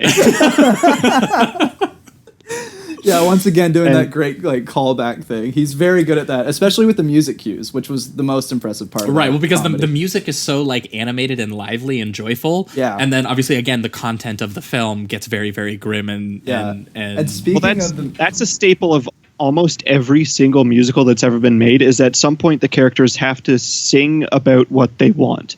Yeah, it's in every single musical. I swear, and a lot of them just want to have a spadoinkle day. Yeah, you know? The Little Mermaid wants to be part of your world. Belle wants to be, something more than this provincial life. Something about books.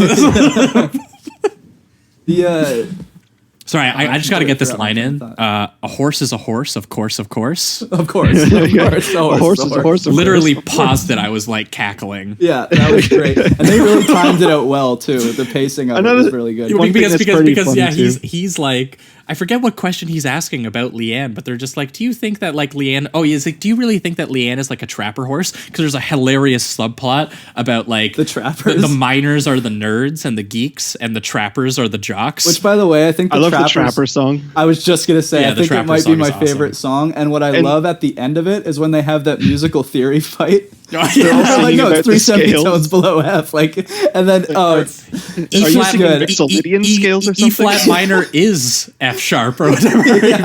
And every single person is like, no, it's 6 octaves down. It's so good. It'd be like a raised 16th. Stop the music too. It's fantastic. But I love the bit because, and I guess this line, this horse is a horse, of course, or whatever, comes from some sort of like 60s sitcom called Mr. Ed, which is apparently about some sort of talking horse or something like that. Oh, okay. But just how it fits into the dialogue, because they're just having a conversation about this horse. And he's just like, do you really think like this, Leanne is a trapper horse? And they're like, no, a horse is a horse. And the one guy's like, of course. And then he's like, of course, like I agree. And then they continue the conversation. And that's it. Nobody acknowledges it or anything. Right. And I love the pacing because it seems like they're almost about to like break into a song or something. Right. It's fantastic. Another part where they do that, where it's they kind of do a fake out, is when they get deeper into the forest and the killings start happening. Yeah, well, and everyone's getting super pissed at him because he obviously has been to Colorado territory once, and he was like, yeah, it'll take 3 weeks, and now it's taken like 3 months. 3 months, they're out of food, and they've already killed a man and eaten him.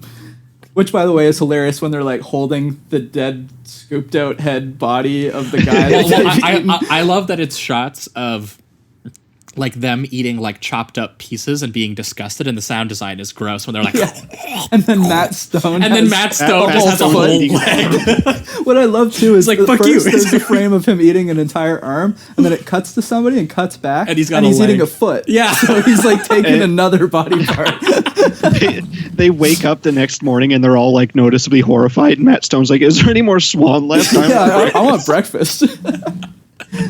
Oh, it's so good. But the one part with the music cues again was when that guy that he tries to kill keeps coming back. And he's trying to break out into song, but he keeps coming back and interrupting him. And they'll have like 3 seconds of the song start, and then the guy will pop up back for the 4th time. Yeah, because it'll be like the big emotional song where he's like, "What have I done?" Yeah, and then he continually keeps doing that thing that he's questioning in the song. And it's fantastic. Yeah, because he's regretful that he's had to murder someone basically. Yeah.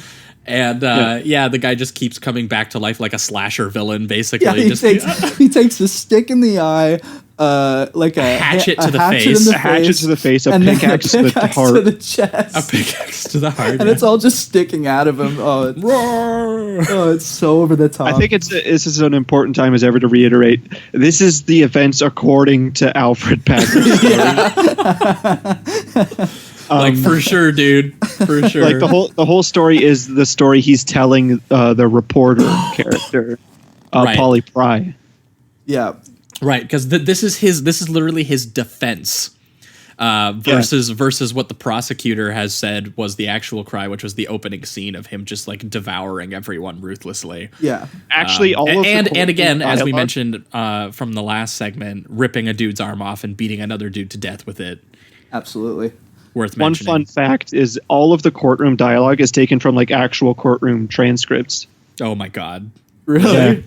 Yeah, and the judge is also played by Trey Parker's father, Randy Parker. Yes, his dad's name is Randy. Oh, that's awesome. That's Oh my really God. funny. I love that he's also playing cards while Yeah, everyone's... while the prosecutor's giving his passionate case to the Yeah. jury, he's just building a house There's of always cards. those little subtle things in this movie. There's always subtle little background stuff that he just adds in for the sake of a subtle gag. And I Another definitely neat appreciate thing. that.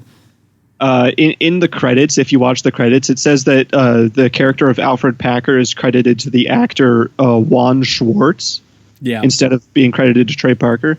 That's because Alfred Packer, while he was running from the law, went under the pseudonym John Schwartz. So it's just a play off of that. Okay. I love the courtroom bits because I love that smash cut from him like taking the guy's, like, I don't know if it's like intestines or something that he's holding up in the air, and he's just like, ah, like He ripped his tongue out of his throat. Yeah, he ripped his tongue out, and then it cuts to the prosecutor in the same shot doing that with like his tie. Yeah. And then it's a shot of the courtroom, which again it looks like it's just like the like law school fake courtroom that they have there. Oh, it's the literal courtroom that they set in Alfred Packer in. Oh, is it actually? It looks so fake. Yeah, it did. I don't know. Maybe it's just the video shot footage. Maybe Yeah, that's possibly. it that helps that. And also populated with all of these people in these costumes, and I just love that the crowd reaction is just, oh, gross. And later, when the judge sentences him to death, everyone's like, yeah, get him or whatever. And then there's a shot of the judge just being like very stoic, like, yeah, sentence him to death. And then it cuts back to the judge, and he's like doing like, it looks like he's doing the fucking Soldier Boy or something. One of my favorite tracks in the movie, actually definitely my favorite song in the movie, Hang the Bastard. Oh, because it's so, I loved it because it was so positive and upbeat. It's the group musical song, right, too. Like, yeah, it's where the entire company comes together and sings the song. Right. And it's so triumphant and uplifting, but they're literally singing about like hanging a guy for sport, or not for sport, but for like entertainment value. Yeah. It's great. Now, what about, what was I don't think I really quite got the joke or the overarching joke of the Indians and the Asian guys. Was it just Trey going like they're just Asians because so it's funny? Like, is that all it was? Like, pretty much. Oh, okay. Trey I will say I found.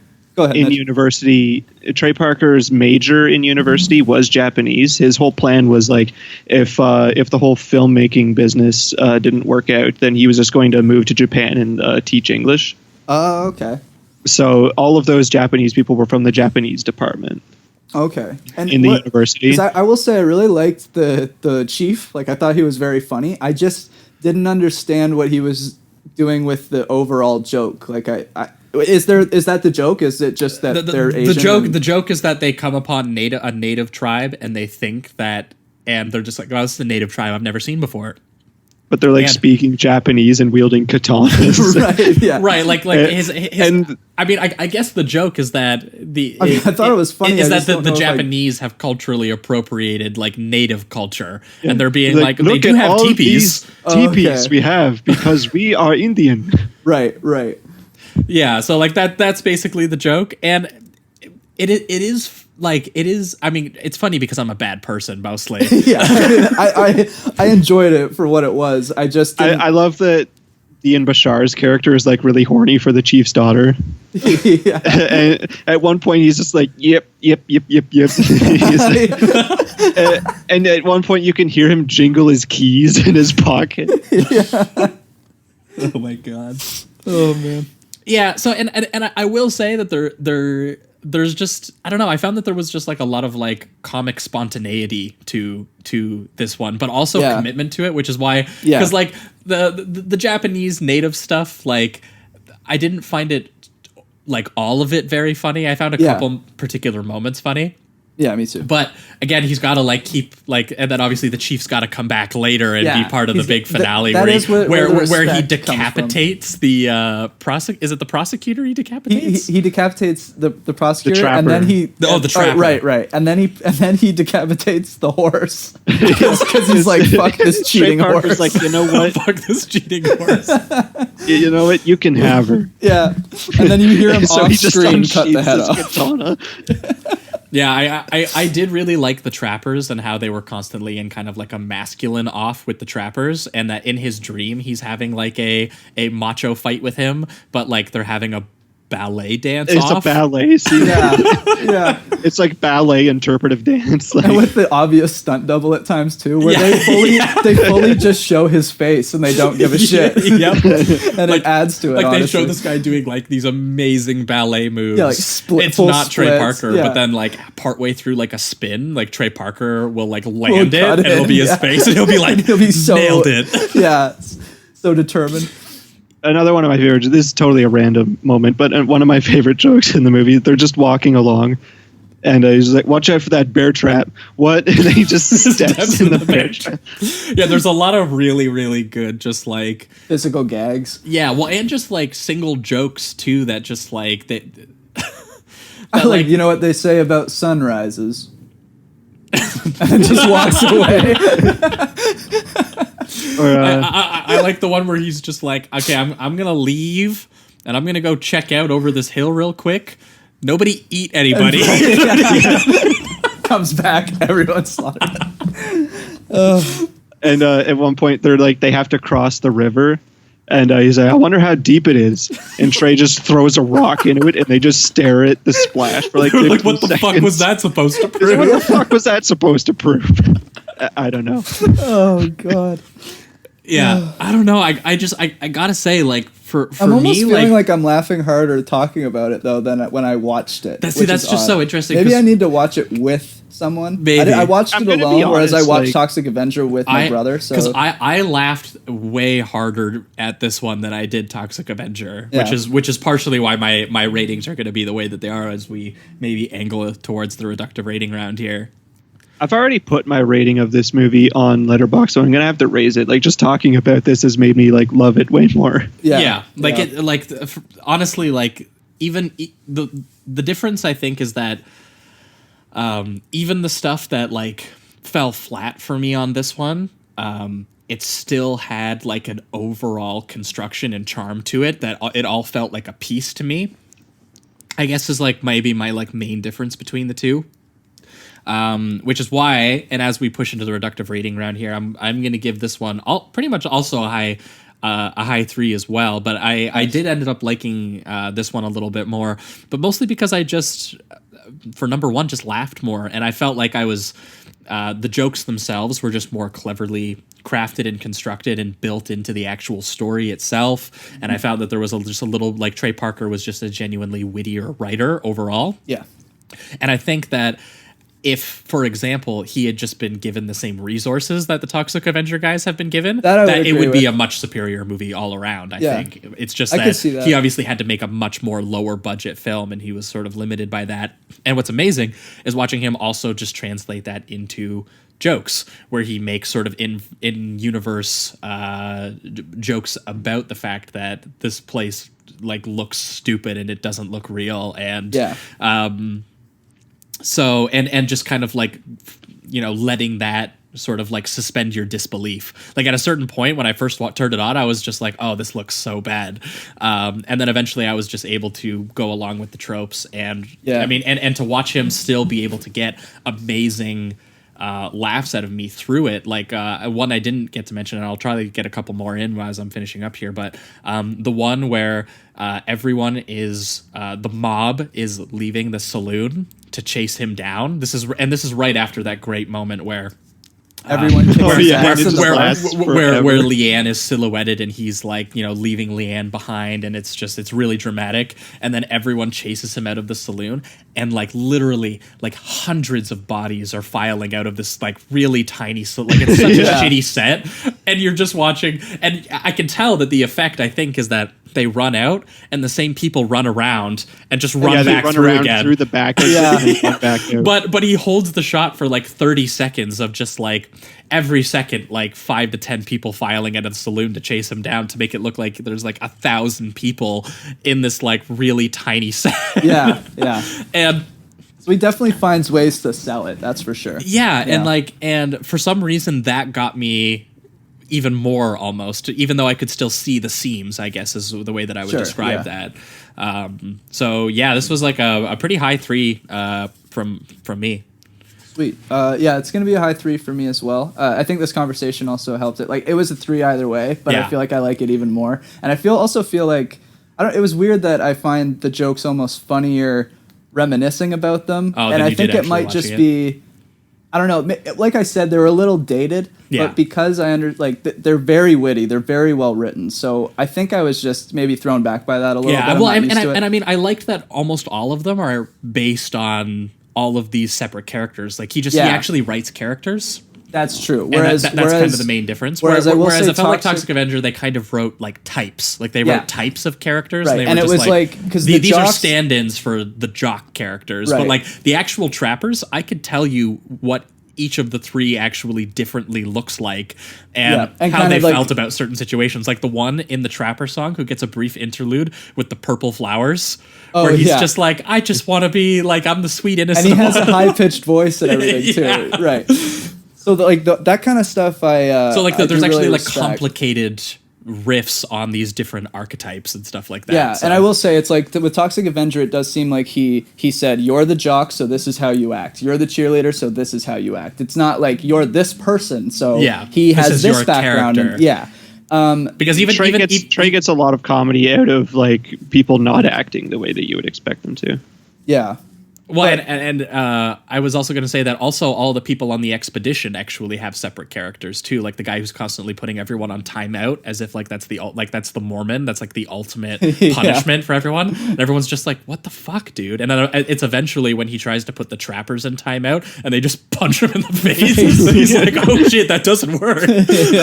I don't know why people were letting me do this. I think I just loved the Toxic Avenger because it's just it's something I've never seen before ever. Right. With this, I felt like I have seen parts of it. Like I've seen, comedy musicals and there's certain things that he's doing that I've seen before. But the thing is he's doing this in '93, right? Like he's doing it when it's fresher. And I think I just have to get that out of my head that I've already kind of heard these joke premises and setups. Well, and especially even if you're just familiar with like the works of Trey Parker, like for example, a lot of the songs eventually, like just the tone and writing construction of the songs sound familiar to like, he did a lot of musical songs on South Park. Obviously, they did the South Park movie, which was a full musical. Right. The Book of Mormon, which Josh and I have seen twice. Yes, and the Book of Mormon is like hugely, you can see where it comes from with here, because again, it's that same kind of like joyful, optimistic music, but with like more, which is grimmer content, and that kind of juxtaposition, and how things get a little, especially in this story when it gets to full violence and cannibalism and stuff. Yeah. Which they go for too. Because again, that full company song about hanging him. Yeah, it's fantastic. Oh my! Because I mean, like that's when it hits full force. Yeah. I would say like the Toxic Avenger for me is just it's such a hidden gem, and it's something I've never really seen before. So I think that's what gets me when we're watching these kind of like super trash films. To me, I think that's what's just been hitting me more is when I see something that I truly haven't really seen before and kind of shocks me. That stuff just gets me a little more. But I will say go watch Poultrygeist. Yeah, I think I'm gonna really enjoy it.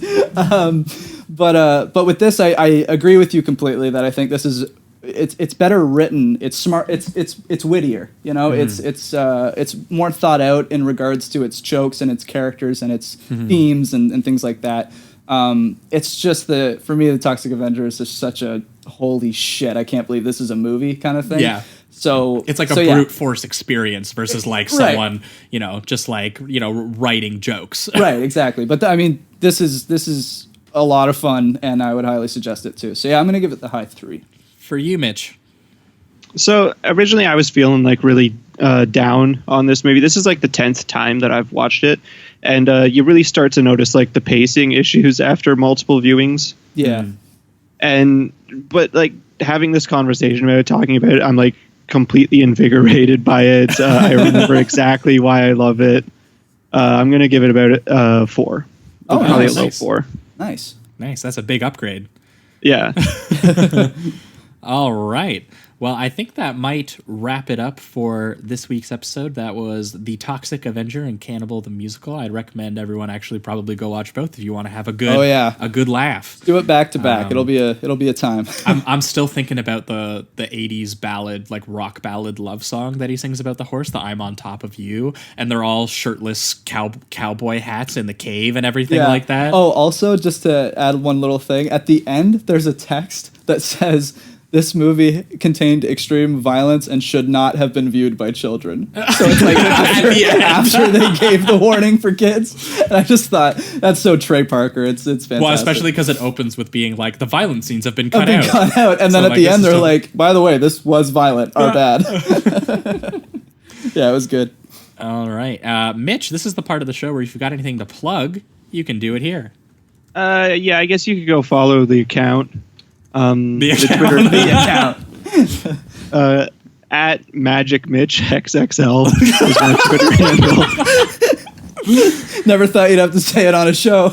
Yeah. No, I got to change that. No, dude, leave it. No, I think it's awesome. I was That's the one who funny as convinced hell. him to change it to that. So, yeah. But Magic yeah, Mitch it's XXL. been really fun to be here. Josh and I have watched a lot of the Sleazoid movies together. Yeah. And so I've kind of like inherited a lot of the burden of the sleaze. And so it's nice to finally be like officially deputized. Yeah, a Absolutely, lot of the time, at least like one of the movies we watch for each episode, I've probably watched with Mitch at some point, showing it to him. Yeah. So It's good to have you on. yeah. Well, thanks for coming on, Mitch, and bringing these trauma movies. I'm sure we'll get to trauma again sometime soon. Oh, absolutely. I definitely want to dive into more. But in 1 week's time, we're going to be back with a bonus episode for you guys. Not similar at all. Usually I try to segue between. I try to have like some connective tissue between the episodes. Yeah. But we're doing The Matrix 1999. And we're doing The Matrix Reloaded 2003 because Jamie and I recently had the opportunity to watch both films on 35mm film at a double feature. They were so good. With at the theater that I helped program, and a lot of people showed up. And it was pretty amazing to finally get to see these on film and just in a theater. I mean, I think we're both young enough that I didn't see any of them in a theater. So. No, I couldn't. So again, to see it on the film prints, how people would have originally seen it in its original theatrical mind blowing, because they were mint prints too. Yeah. It was a really awesome experience. So for the bonus episode, you're going to get us talking about the big ones, The Matrix and The Matrix Reloaded. But in 2 weeks' time, we're going to be back with a special guest. And for the first time on the show, we're going to be talking John Waters. We're going to be doing a movie called Female Trouble, which I believe is one of John Waters' films starring Divine, the drag queen that would appear in at least like 3 of his films, I think. Pink He was in Flamingos Hairspray. especially. Yes, but also, and Multiple Maniacs as well, which I don't think I've seen either. So I haven't seen... The only John Waters I have seen, actually, is Hairspray. Oh, he did Hairspray? Yeah, the 88 one. Oh, it's like a reimagining? Because it's John Waters. Well, it was the original, and then they made a musical out of it later. Yeah, Oh, so okay. the movie is actually his. Oh, I didn't know that. He conceptualized it, and he's in it. He plays a really wow, hilarious that's cool. role I of had like no the idea. conversion doctor or whatever. I always thought it was an older musical that was just reformed movie a bunch first. of times. Wow, very cool. And it's really good, so I'm excited to explore some more John Waters. But we're going to be pairing it with, and this is the first time we've ever tackled short films on this show. Oh. So we're doing a series of short films called the Stella Shorts from 1998 to 2002, which was written by David Wayne, Michael Showalter, and Michael Ian Black. The I know. famously behind show and movie for Wet Hot American Summer. Right. And I love Wet Hot American Summer, so I'm excited to see where these guys kind of got started. How many with their short comedy. films are there in the collection? Do you know what? I'm not sure exactly, but it's about an hour and a half long. Okay. So it's got to be if each one's like 10 minutes long. Yeah. So, but that'll be exciting to talk about because they were apparently a very, very funny 3-man comedy troupe, and I think I've only ever seen 1 or 2 of the shorts, so it's going to be pretty interesting to do that. So there you go, comedy. We're bouncing from comedy to comedy. There's some connection there. But yeah, so that's going to be in 2 weeks' time with a guest for you guys free listeners. But I think that will wrap it up for this week's show. Thanks as always for listening, and keep it sleazy. Keep it sleazy. Mitch, come on, say it, dude. Keep it sleazy. There we go. That's a good I nailed it. Yeah.